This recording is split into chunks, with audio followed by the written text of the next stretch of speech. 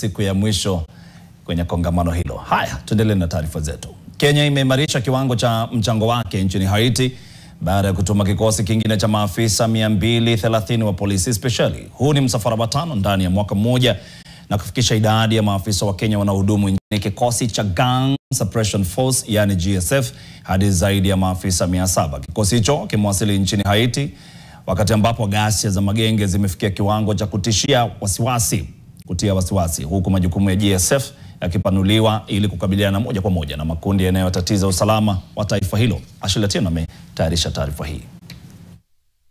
Ni kikosi kingine cha maafisa 230 wa Kenya kilichotua mjini Port-au-Prince kiongeza nguvu mpya katika makabiliano dhidi ya magenge yanayolikandamiza taifa la Haiti. Kikosi hiki kimewasili wakati ambapo majukumu ya GSF yamepanuliwa rasmi, yakitoa nafasi ya kulenga moja kwa moja mitandao ya magenge inayodhibiti maeneo ya West na Artibonite, maeneo ambayo yamegeuka uwanja wa mateso, ukosefu wa usalama na ukosefu wa huduma za msingi kwa wananchi. Kamanda mkuu wa GSF Godfrey Otunge alikiongoza kikosi katika hafla ya mapokezi katika uwanja wa ndege, akielezea hatua hii kama udhibitisho wa dhamira ya Kenya kuendelea kuisaidia Haiti hadi amani irejee. Alisema nikimnukuu, "Tunapokea kundi hili jipya, pia tunajiandaa kuwaaga maafisa 100 kutoka Kenya ambao walifikishwa hapa kwa mara ya kwanza mnamo Julai mwaka huu.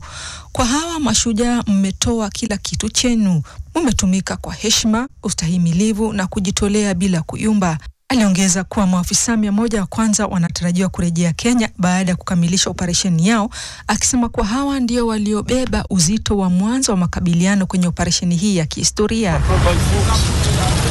Hata hivyo, mafanikio hayo yamekuwa na gharama, Otunge akiwakumbuka maafisa walioaga, akisema kwa kujitolea kwao ni ukumbusho tosha wa hatari kubwa wanazokabiliana nazo. Kando na Kenya, mataifa ya Bahamas, Jamaica, El Salvador na Guatemala yataendeleza ushirikiano wao kuimarisha uwezo wa GSF. Na kwa wananchi wa Haiti, Otunge amesema watakuwepo hadi taifa hilo liwe salama vya kutosha kuandaa uchaguzi huru wa haki na wenye uaminifu.